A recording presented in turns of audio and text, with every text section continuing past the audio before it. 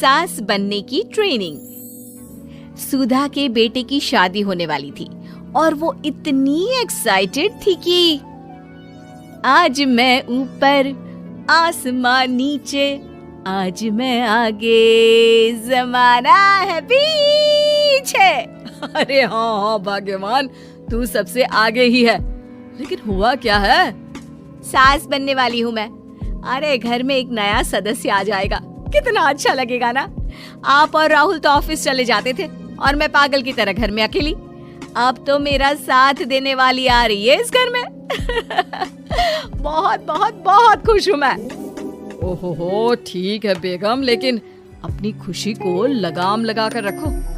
क्या पता कैसी आए, तुम्हारा साथ देने वाली आए या फिर ऐसी आ जाए जो तुम्हारी शक्ल देखना भी पसंद ना करती हो।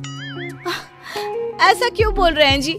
शुभ नहीं बोल सकते तो अशुभ तो ना बोले। अच्छा जल्दी से तैयार हो जाओ, चांदनी चौक जाना है शादी की शॉपिंग के लिए। हाँ, थोड़ी सुबह तो हो जाने दो, दुकानें बाजार खुल तो जाए। तुम सच में ना पागल हो गई हो बहू के आने की खुशी में। बेटा माँ की हरकतें देख रहा था। वो सारी बात फोन पर अपनी होने वाली बीवी राशि को बताता है।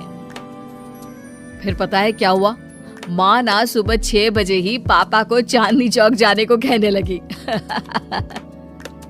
दूसरी तरफ राशि कहती है, अरे वाह, ये तो बहुत अच्छी बात है ना। सास इतना सोचने वाली मिल रही है, और क्या चाहिए। मैंने भी सोचा है मम्मी जी के साथ बहुत प्यार से रहूंगी, उनका ख्याल रखूंगी और प्यार करूंगी। राहुल भी खुश था, लेकिन बाजार में सुधा जी और उनके पति को एक अजीब सी दुकान दिखती है जिसके बाहर लिखा होता है, हमारे यहाँ सास बनने की ट्रेनिंग दी जाती है। ये देखिए जरा, लग रहा है आजकल के लोगों को कोई काम नहीं है। अरे सास बनने की भी ट्रेनिंग होती है क्या? दुकान के सामने एक पिंजरा था, उसमें एक तोता बंद था। सुधा की बात सुनकर तोता बोल पड़ता है, अरे नादान औरत, अगर सास सही तो पूरा घर सही रहता है, परिवार बंधा रहता है और आने वाली जनरेशन संस्कारी होती है। लेकिन तू क्या समझेगी? जा जा आगे जा। ओए, तोते बड़ा बोल रहा है, क्यों आगे जाऊं? मैं नहीं जा रही। देखा देखा, तेरे जैसी औरत को तो सास बनने की ट्रेनिंग लेनी ही चाहिए। निकाल 1000 रुपए और जान दर, नहीं तो पूरी जिंदगी रोती रहेगी। सुधा को तोते की बात में दम लगता है। ए जी, निकालो ना जरा 1000 रुपए। अरे पागल हो क्या? जानवर की बात में आ रही हो? इस पागल आदमी की सुन रही हो, जिसे ये भी नहीं पता कि तोता जानवर नहीं पक्षी होता है। चलो निकालो 1000 रुपये और अंदर जाकर सास के रूप में जीवन को सफल कर लो। हाँ जी, बात तो ये सही बोल रहा है। कहाँ मैं आपकी बात में आ रही हूँ? मैं तो अंदर जा रही हूँ, 1000 रुपये दीजिए। पति क्या करता, बीवी की आज्ञा सर आंखों पर। लेकिन जैसे ही सुधा अंदर जाती है, सामने कई औरतें पहले से ही बैठी होती हैं। मेरी पहली बहू के वक्त मैंने इतना नहीं सोचा था, और आज वो मेरे सर पर चढ़कर नाचती है। गुरुजी, कोई उपाय बताए। तभी गुरु की नजर सुधा पर पड़ती है और वो आंखें बंद कर लेता है। तू पहले भी मेरी दुकान के सामने से होकर गई थी ना, तब क्यों नहीं आई? औरत जो कि गुरु के साथ मिली हुई थी। महाराज, तब पता नहीं था कि सच में सास बनने की भी ट्रेनिंग लेनी होती है। लगा था घर में कोई सदस्य आ रहा है जो सारा दिन मेरे साथ रहेगी, लेकिन ऐसा तो कुछ भी नहीं हुआ गुरुजी। चल फिर पैकेज लेकर 20,000 वाला कल से आ जाना। जी महाराज, गुरुजी की जय हो। वो औरत भी सुधा को देखती है और कहती है, सही जगह आई हो बहन। 10-20 हजार का मुंह नहीं देखना भाई, बस घर बस जाए तो सोचो गंगा नहा ली। बहुत कमा लेंगे अगर परिवार एक रहा, नहीं तो बुढ़ापा वृद्धाश्रम में बिताओ। सुधा डर जाती है। वो गुरु के पास जाती है और उन्हें पैसे देती है। देखो, एक मंत्र गांठ बांध लो कि कभी भी बहू को बेटी ना समझना।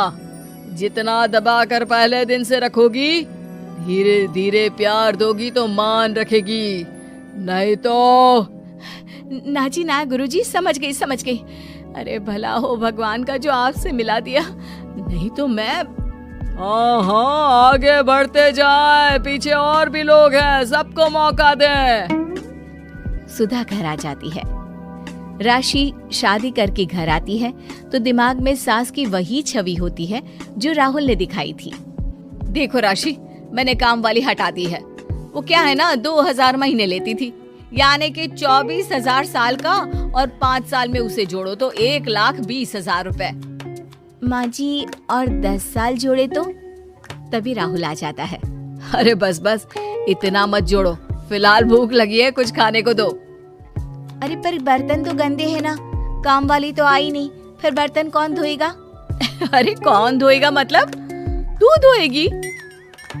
मैं? ठीक है, मैं धो लेती हूँ। धो कर देती हूँ, आप खाना बना ले। अरे खाना भी तू ही बनाएगी? ये क्या बात होती है माँ? क्या हो गया तुझे? कल तक तो कुछ और ही बोल रही थी। लेकिन सुधा का व्यवहार सुधरने का नाम ही नहीं ले रहा था। बहू और बेटा ससुर से बात करते हैं।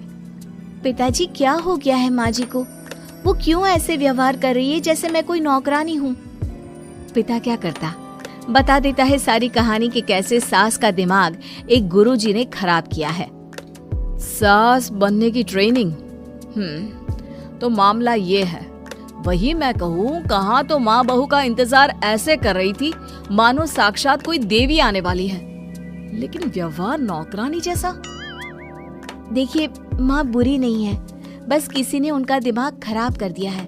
तो ऐसे में मेरे पास एक आइडिया है। बहू फुसुर फुसुर करके पति और ससुर से बात करती है। अगले दिन बहू सास के सामने कहती है, अच्छा मैं जा रही हूँ, मेरी क्लास है। ये बोलकर बहू निकल जाती है। ये कौन सी क्लास करने जा रही है? पढ़ाई तो खत्म हो गई थी इसकी। अरे माँ, दरअसल वो ये सोच कर आई थी कि तुम माँ जैसी होगी, लेकिन यहाँ तुम तो तुर्रम खां बन गई हो। तो वो किसी बहू बनने की ट्रेनिंग वाली क्लास में गई है। ये बोलकर बेटा बाप की ओर देखता है और आंख मार देता है। हाँ, वो तो तुम्हारी माँ ने भी सास बनने की ट्रेनिंग ली है बेटा। पहले का जमाना और था भाई, कि भोले मन से रिश्ते शुरू किए जाते थे। अब तो नई लड़की घर आते ही नौकरानी हटा देते हैं। बताओ, पिछले 25 साल से वो नौकरानी काम कर रही थी, तब तो कोई हिसाब किताब नहीं हुआ। अरे पापा, आप भी माँ को बोल रहे हैं? अरे माना, वो माँ समझ कर आई, घर में खुशहाली रखने के लिए हमेशा आप लोगों के साथ उठती बैठती, माँ को कभी जवाब नहीं दिया। लेकिन माँ की क्या गलती? अरे दादी ने भी तो ऐसा ही किया होगा ना माँ के साथ, तभी तो माँ अपनी बहू के साथ ऐसा कर रही है। नहीं, वो तो बहुत अच्छी थी। मेरे आने के बाद तो उन्होंने खाना बनाने वाली भी रख ली थी। अरे तो फिर तुमने क्यों काम वाली हटा दी? किसी के कहने पर अपना घर खराब कर रही हो तुम सुधा। अब बहू भी गई है ट्रेनिंग लेने, पता नहीं क्या सीख कर आएगी। नहीं, मैं अभी जाकर उसे ले आती हूँ। तभी बहू वहाँ पर आ जाती है। नहीं माँ जी, मैं कहीं नहीं गई थी, मैं तो सिर्फ आपके लिए ये नई साड़ी लेने गई थी। अब तो सब ठीक है ना?